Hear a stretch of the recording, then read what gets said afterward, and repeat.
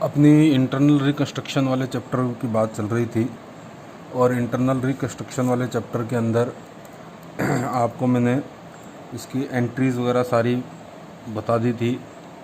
योजना अपन ने समझी थी। अंशों का किस प्रकार से इंटरनल रिकंस्ट्रक्शन 3 प्रकार से किया जा सकता है, अंश पूंजी में परिवर्तन के द्वारा, अंश पूंजी में कमी के द्वारा और अंशधारियों और लेनदारों और ऋण पत्रधारियों के साथ योजना बनाकर। उन सब की अपन ने एंट्रीज एक एक करके देखी थी। अब इसमें एक नया पॉइंट समझिए। ये पॉइंट कई बार सवाल के अंदर ज़रूर पूछा जाता है, बहुत बार पूछा गया है कि आपको जो क्वेश्चन आएगा, जो योजना दी गई होगी, उस योजना के अंतर्गत ये वाला पॉइंट दिया होगा, पूर्वाधिकार अंशों पर बकाया लाभांश, arrear of preference share dividend. तो ये पॉइंट जब आपके क्वेश्चन के अंतर्गत यदि आएगा, 20 नंबर का जब क्वेश्चन आता है तो ये पॉइंट कई बार इसके अंतर्गत क्वेश्चन के अंतर्गत ये पॉइंट डालता है। तो ये जब भी पॉइंट आएगा तो अब आपको इसके अंतर्गत क्या अकाउंटिंग ट्रीटमेंट करना है, कैसे इसकी एंट्रीज़ करनी है, क्या बातें इसमें ध्यान रखनी है, वो समझिए अब आज। Arrear of preference share dividend, ये बैलेंस शीट जब भी ये पॉइंट आएगा तो सबसे पहला पॉइंट, सबसे पहली चीज़ आपको ये ध्यान रखनी है कि आपको ये देखना है कि arrear of preference share dividend दे कहाँ पे रखा है। या तो बैलेंस शीट के नीचे संदिग्ध दायित्व के रूप में दिया गया होगा, कंटीजेंट लायबिलिटी के रूप में दिया गया होगा, संदिग्ध दायित्व के रूप में। संदिग्ध दायित्व कहाँ दिखाए जाते हैं?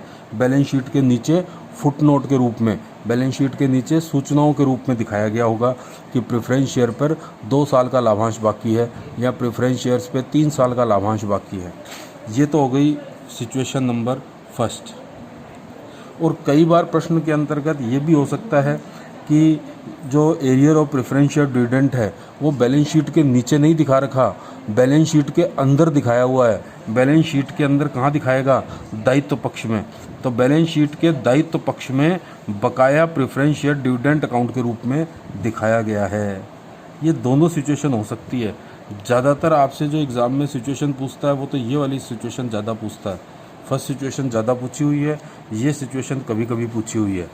तो आप दोनों सिचुएशन के अब एंट्री समझिए क्या होगी। पहले तो ये समझिए कि यहाँ पर क्यों दिखाएंगे और यहाँ पर क्यों दिखाएंगे। देखिए, अगर बैलेंस शीट के नीचे संदिग्ध दायित्व के रूप में दिखाया हुआ है, इसका मतलब ये होता है कि प्रेफरेंस शेयर डिविडेंड की अभी घोषणा नहीं करी है। और अगर बैलेंस शीट के दायित्व पक्ष में दिखाया हुआ है प्रेफरेंस शेयर डिविडेंड, इसका मतलब ये होता है कि प्रेफरेंस शेयर डिविडेंड की घोषणा की जा चुकी है। यहाँ पर प्रेफरेंस शेयर डिविडेंड की घोषणा नहीं करी है, वो बकाया तो पड़ा है लेकिन उसकी घोषणा भी नहीं करी है। बैलेंस शीट के दायित्व पक्ष में दिखा दिया, इसका मतलब उसकी घोषणा की जा चुकी है। तो अब अगर मान लीजिए यही सिचुएशन की अपन बात करते हैं कि बैलेंस शीट के नीचे दिखा रखा है दायित्व, संदिग्ध दायित्व के रूप में, सूचनाओं के रूप में दिखाया हुआ है प्रेफरेंस शेयर डिविडेंड, तो ऐसी स्थिति के अंदर अपन क्या करेंगे? तो देखिए, ऐसी सिचुएशन के अंदर हो सकता है कि उन समस्त संदिग्ध दायित्व, प्रेफरेंस शेयर डिविडेंड का जो भी दायित्व है, एरियर है, सबसे पहले तो उसकी राशि की गणना करेंगे अपन। तो बैलेंस शीट में जैसे यूँ दे रखा है 10% प्रेफरेंस शेयर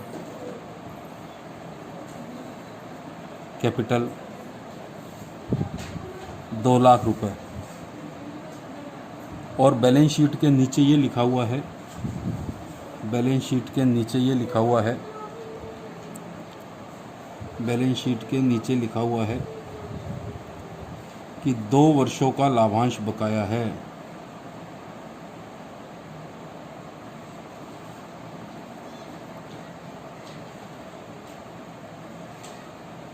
ये सिचुएशन आ गई अब आपके सामने। तो आपने देखा कि प्रेफरेंस शेयर पे लाभांश कितने वर्षों का बकाया है? 2 वर्षों का लाभांश बकाया है। और ये सूचना कहाँ दे रखी है? ये सूचना दे रखी है बैलेंस शीट के नीचे संदिग्ध दायित्व के रूप में ये सूचना दी हुई है। तो इसका मतलब ये फर्स्ट सिचुएशन लागू हो गई। तो सबसे पहला काम तो 2 वर्षों के लाभांश की राशि निकाल लो कितनी है। 2 लाख रुपए के प्रेफरेंस शेयर कैपिटल है, 10% उनका लाभांश है, तो 2 लाख का 10% कितना हो गया? 20,000। 20,000 रुपये तो हो गया 1 वर्ष का। तो 2 वर्ष का लाभांश कितना हो गया? 20,000 × 2। तो लाभांश कितने रुपए का बाकी है? 40,000 रुपये का लाभांश बाकी है। ये तो अपन ने फर्स्ट कैलकुलेशन कर ली। अब इस 40,000 रुपये के लाभांश का करना क्या है वो क्वेश्चन के अंदर पढ़ना पड़ेगा। हो सकता है प्रेफरेंस शेयर होल्डर ये पूरी की पूरे 40,000 रुपये की राशि को त्याग दें। हो सकता है प्रेफरेंस शेयर होल्डर को 40,000 रुपये में से 20,000 रुपये का पेमेंट करना पड़े, 20,000 रुपये त्याग दें। हो सकता है कि प्रेफरेंस शेयर होल्डर को पूरे 40,000 रुपये का पेमेंट करना पड़े। 3 परिस्थितियाँ हो सकती हैं। तो अब यहाँ पर एक बात हमेशा ध्यान रखना, इम्पॉर्टेंट बात है कि त्यागी गई राशि की तो कोई प्रविष्टि करेंगे नहीं। तो यहाँ पर बिल्कुल इम्पॉर्टेंट बात ध्यान रख लेना, नोट करके लिख रहा हूँ इम्पॉर्टेंट पॉइंट।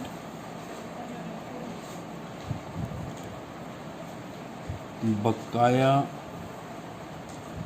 लाभांश के त्याग की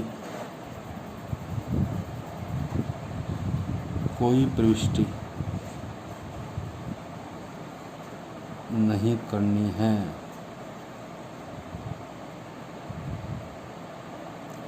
इम्पोर्टेंट पॉइंट।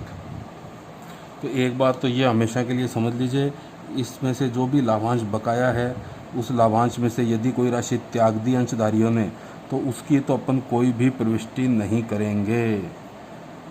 तो अगर मान लो सवाल में लिखा है 40,000 रुपये का लाभांश बकाया था, ये अपन ने निकाल ही लिया 2 वर्षों का, ये पूरे 40,000 रुपये का त्याग कर दिया तो अपन इसकी कोई प्रविष्टि नहीं करेंगे। मान लो 40,000 में से 20,000 रुपये त्याग दिए तो 20,000 रुपये त्यागने की कोई प्रविष्टि नहीं करेंगे, 20,000 रुपये के पेमेंट की प्रविष्टि करेंगे। और मान लो पूरे 40,000 रुपये का ही पेमेंट कर दिया तो फिर 40,000 रुपये के पेमेंट की एंट्री करेंगे। अब पेमेंट की एंट्री क्या होगी, लाभांश की वो 2 एंट्री होंगी, वो दोनों एंट्री आप अच्छी तरीके से समझ लीजिए। सबसे पहले तो ये लाभांश की राशि निकालेंगे। कहाँ से निकालेंगे, अपन ने खाता खोला था कैपिटल रिडक्शन अकाउंट, तो कैपिटल रिडक्शन अकाउंट में से ये 40,000 रुपये में से जो भी राशि पेमेंट की जाएगी वो पेमेंट की गई राशि निकालेंगे। त्याग की तो कोई एंट्री अपने को करनी नहीं है। जितने रुपए भी इसमें से पेमेंट हो रहे हैं उसकी एंट्री करनी है केवल। तो पेमेंट करने वाली राशि पहले तो निकालेंगे अपन। कहाँ से निकालेंगे, कैपिटल रिडक्शन अकाउंट में से निकालेंगे। कैपिटल रिडक्शन अकाउंट का बैलेंस बोलो क्या होता है, कैपिटल रिडक्शन अकाउंट का बैलेंस होता है क्रेडिट, तो उसमें से निकालेंगे वो पैसा। तो कैपिटल रिडक्शन अकाउंट को तो करेंगे डेबिट। तो देखो सबसे पहली एंट्री तो होगी कैपिटल रिडक्शन में से वो पैसा निकालेंगे, तो कैपिटल रिडक्शन अकाउंट को तो करेंगे डेबिट। कैपिटल रिडक्शन अकाउंट को तो कर देंगे डेबिट।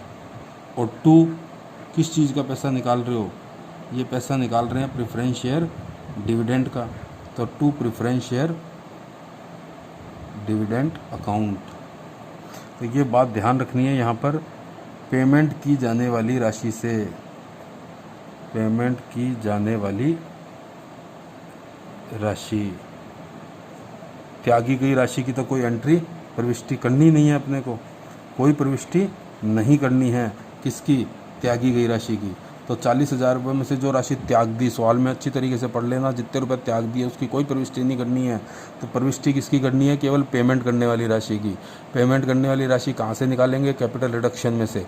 कैपिटल रिडक्शन का बैलेंस कौन सा होता है, क्रेडिट, तो निकालेंगे तो कैपिटल रिडक्शन अकाउंट को तो कर देंगे डेबिट, और 2 preference share dividend account, payment की जाने वाली राशि से।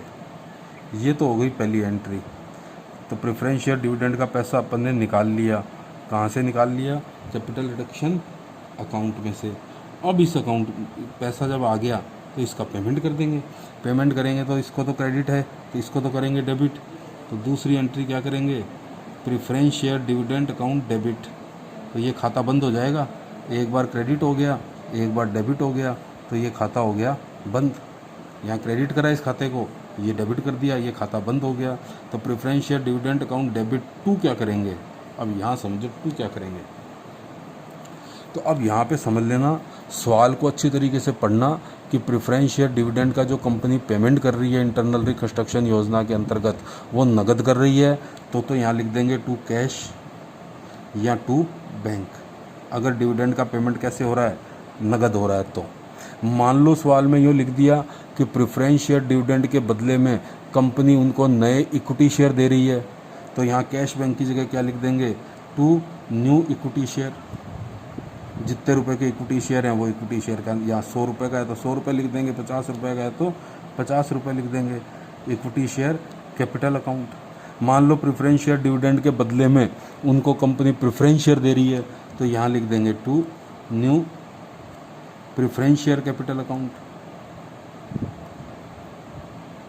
Preference share capital account. मान लो प्रेफरेंस शेयर डिविडेंड के बदले में कंपनी ना तो नगद दे रही है, ना इक्विटी शेयर दे रही है, ना प्रेफरेंस शेयर दे रही है, बल्कि प्रेफरेंस शेयर डिविडेंड के बदले में उनको दे रही है डिबेंचर्स, तो यहाँ लिख देंगे टू डिबेंचर्स लिख देंगे। तो ये सवाल में अच्छी तरीके से पढ़ के देखना पड़ेगा कि प्रेफरेंस शेयर डिविडेंड के बदले में कंपनी उनको दे क्या रही है।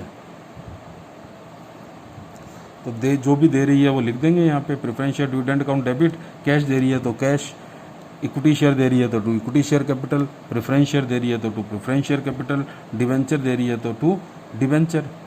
तो अब ये स्टूडेंट्स आपको बहुत अच्छी तरीके से पॉइंट ध्यान रखना है। वापस से अब इस पॉइंट को बिल्कुल क्लियर कर लीजिए अपने दिमाग में कि जब भी arrear of preference share dividend का पॉइंट आएगा इंटरनल रिकंस्ट्रक्शन योजना के अंतर्गत, तो सबसे पहला काम बोलो क्या करोगे?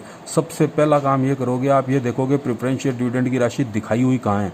बैलेंस शीट के नीचे संदिग्ध दायित्व के रूप में दिखाई है या बैलेंस शीट के अंदर दायित्व पक्ष में दिखाई हुई है। ज़्यादातर ये वाला पॉइंट आपसे एग्जाम में पूछा जाता है।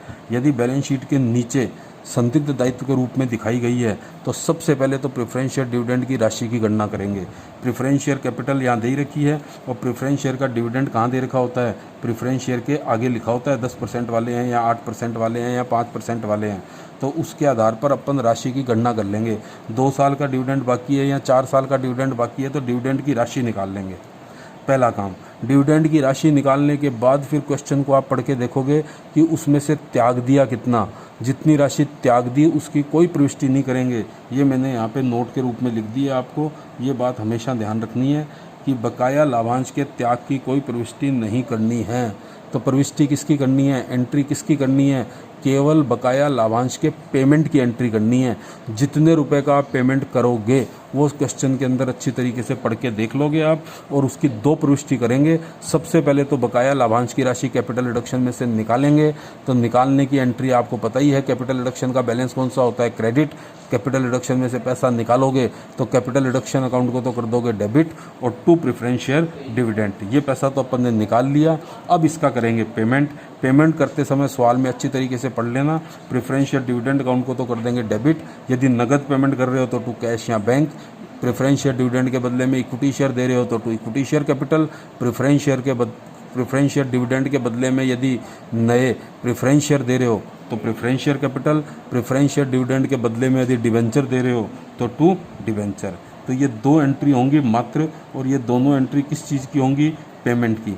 त्याग की राशि की कोई प्रविष्टि नहीं करनी है। कौन सी सिचुएशन की बात करी है ये? जब प्रेफरेंस शेयर डिविडेंड कहाँ दिखा रखा हो? बैलेंस शीट के नीचे संदिग्ध दायित्व के रूप में दिखा रखा हो तब। अब ये वाला पॉइंट एक बच गया। जब प्रेफरेंस शेयर डिविडेंड कहाँ दिखा रखा हो? जब प्रेफरेंस शेयर डिविडेंड दिखा रखा हो बैलेंस शीट के अंदर, दायित्व के रूप में बैलेंस शीट के अंदर दिखा रखा है प्रेफरेंस शेयर डिविडेंड। इसका मतलब ये है कि प्रेफरेंस शेयर डिविडेंड की घोषणा हो चुकी है। अगर बैलेंस शीट के नीचे दिखा रखा है संदिग्ध दायित्व के रूप में, इसका मतलब उसकी अभी घोषणा नहीं हुई है। घोषणा नहीं हुई है इसलिए अपन त्याग की कोई प्रविष्टि नहीं करेंगे। खाली प्रविष्टि किसकी करेंगे? पेमेंट की। तो इस पॉइंट की अपन अब कल बात करेंगे। Thank you very much.